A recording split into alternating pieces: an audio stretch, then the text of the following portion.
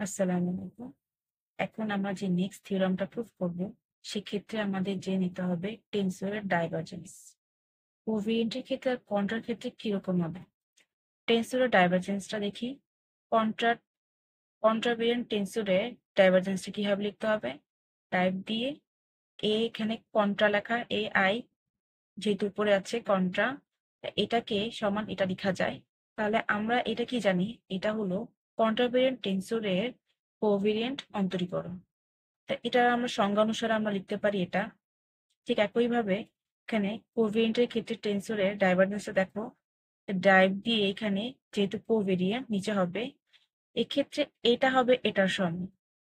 এখন এইটাকে আমি এটাও দ্বারা প্রকাশ করতে পারি কিভাবে? এখানে ডামি সাফিক্স কি? আই। তো এখানে আই হলে জের উপর যে থাকবে, এখানে এর উপরে আই জে। আচ্ছা, তাহলে এ কি লেখা যায়? A I A J J. ঠিক আছে। এখন এই যে এটা কি আমাদের, এটা কিন্তু কোভেরিয়েন্ট টেনসরের কোভেরিয়েন্ট অন্তরীকরণ। তাহলে এই সংখ্যা অনুসারে আমি এটা লিখতে পারি এটার পরিবর্তে। তা আলটিমেটলি আমার এখানে তোমার কন্ট্রা আর কোভেরিয়েন্টের ডাইভারজেন্স কিন্তু সমান, কারণ আমি এখানে এটা সমান সমান এটা লিখতে পারি। তাহলে এটাকে আমি এভাবে লিখতে পারি, কারণ এখানে ডামি সাফিক্স আই। থিওরামটা একটু দেখি। এখানে দেখাতে বলেছে এটা 15, 18, 21 সালে এসেছে। সংখ্যা অনুসারে আই ডাইভ এ আই কোভেরিয়েন্ট কন্ট্রাভেরিয়েন্ট লিখেছি এখানে। এটা ইকুয়াল কি লেখা যায়? এটা আমি জানি, মাত্র দেখে এসেছি লেখা যায়। তাহলে এটা হলো এটার সংজ্ঞা, কন্ট্রাভেরিয়েন্ট টেনসরের কোভেরিয়েন্ট অন্তরীকরণ। আর এই যে এটার সময় এটা লিখতে পারি, আমরা আগের ক্লাসে কিন্তু থিওরাম একটা করে এসেছি, সেখানে ঠিক সিমিলার একই রকম হবে এখানে। এটা হলো আমাদের দ্বিতীয় শ্রেণীর ক্রিস্টোফেল প্রতীক। এর ফর্মুলা সংজ্ঞা অনুযায়ী আমি এটা লিখতে পারি এখানে। তারপর এখানে কি করেছি দেখো, এখানে কিন্তু চেইন রুল অ্যাপ্লাই করেছি, ডেল রুট জি ডেল রুট জি কাটাকাটি করলে আমরা সেম আগের মতো পেয়ে যাবো। এখন কি করেছি এখানে দেখো, এটা কিন্তু আমি ডেল বাই ডেল এক্স লন এক্স, এটাকে অন্তরীকরণ করলে 1/x লেখা যায়। তাহলে এটা রয়ে যাবে আর এটা।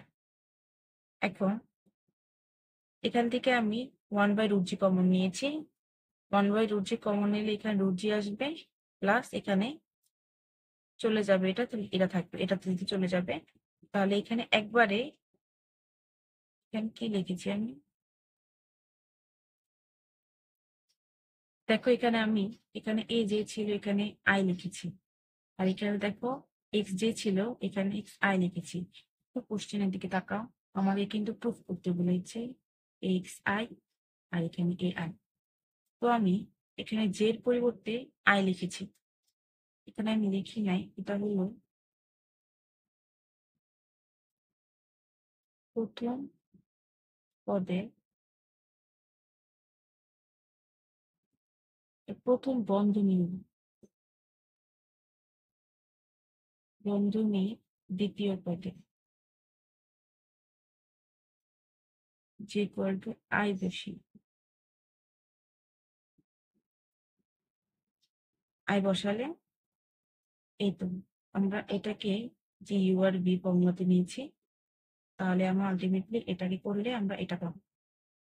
এটাই আমাদের অ্যান্সার।